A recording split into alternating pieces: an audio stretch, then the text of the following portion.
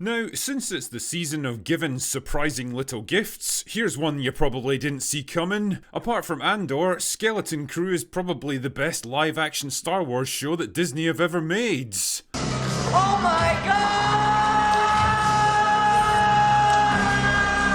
Yeah, I know that's a bit like saying this particular bout of explosive diarrhea was more enjoyable than the others because I didn't feel like I'd sharted out my own spinal column, but what the hell? In the vast empty desert of fun that is modern Star Wars, even a muddy, fly-infested pond is still better than the alternative. Seriously though, it's a show that clearly understands the spirit of adventure and boundless possibilities that's been so lacking in Star Wars since Disney took over, and makes a fair attempt at recapturing it. It doesn't always get it right, but it's at least trying, and you get the impression it was made by people who actually wanted to produce something good.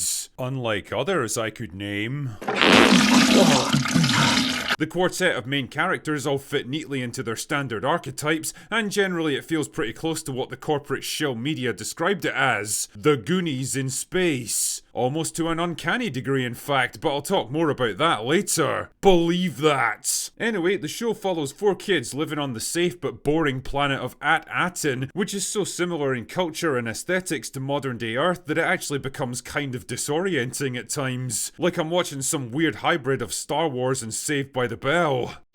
Fuck, you're old. Either way, I'm just pleased that we're not stuck on yet another desert planet because it's the only background they can get to work properly with the volume screen. Anyway, main character Wim takes a shortcut to school one day when he stumbles across a hatch buried out in the woods. He's convinced that it's a Jedi temple because he's obsessed with the Jedi for some reason and can't wait to discover more. But when he comes back to uncover it later that night, the rest of the gang end up following him and work together to get the hatch open. But funnily enough, it's not a Jedi temple, it's actually a buried spaceship, and before you can say contrived plot event, they've accidentally reactivated it and flown off on autopilot. And so begins the gang's little adventure in a galaxy far, far away, as they try to avoid pirates and cutthroats, repair their damaged ship, and ultimately find a way back to their home planet, while uncovering the mystery of how and why it's managed to stay hidden from the rest of the galaxy for so long. Now, one of the first questions I ask myself about any new movie or TV show is, who was this thing made for? In the case of Skeleton Crew, you'd think the answer would be obvious. Kids. It was even marketed as a kids show, which begs the question, why am I even reviewing it right now? Well, it's definitely not because I'm killing time until Nosferatu comes out, but anyway, I think the truth is a bit more complicated than that. In terms of tone, setup and characters, Skeleton Crew borrows pretty heavily from all those classic 1980s bunch of misfit kids go on an adventure together movies like Explorers, E.T., Flight of the Navigator or The Goonies, which leads me to suspect it's actually trying to appeal as much to adults who grew up in that time as the kids they're raising now who've probably never even heard of those films. Because let's be honest here, how many kids today even give a shit about Star Wars? The age of the average fan is probably mid-40s by now, but whatever, maybe I'm just overthinking this stuff. All of this is to say that the DNA which went into this show is pretty easy to pick out, and I guess if you're gonna steal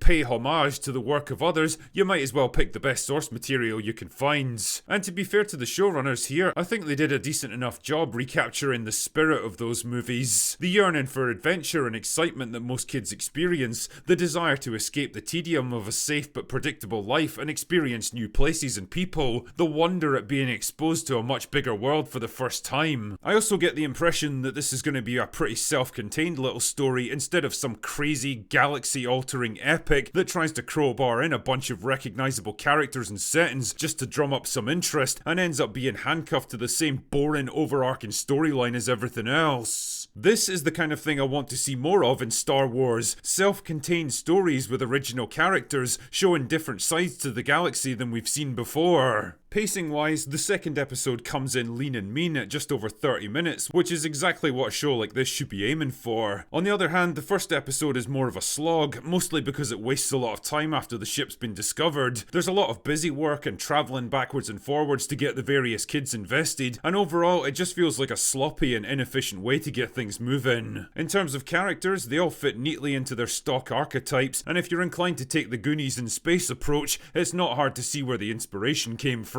There's the naive but enthusiastic lead who dreams of adventure and exploration, the mouthy, tough-talking sidekick with a chip on their shoulder, the clumsy, cowardly friend who just wants to go home, and the technology nerd whose ideas sometimes outstrip their abilities. I mean, it's not executed with the same energy and likability of the Goonies. There's times when the show can't seem to decide who the main character actually is, and if I was going to be really harsh, I'd say that the old Kathleen Kennedy influence starts to show through with the character of Fern, who keeps trying to muscle in on stuff that Wim should be doing himself, and skirts dangerously close to being another irritating, know-it-all Disney girl boss. But for the most part, the cast all do a decent enough job, and the characters are likeable enough in a slightly sterile, inoffensive way. And I think inoffensive is the operative word here when it comes to describing Skeleton Crew. It'll likely turn out to be a decent, adequate, and ultimately forgettable little adventure that's significant only because everything around it is so monumentally shit. I don't think it's going to stir up passionate sentiments one way or the other, but the best I can say to you is that, well, if you've got children of your own, or you've kidnapped a bunch of them and you need to keep them amused for a while, then Skeleton Crew isn't the worst thing in the world you could put on.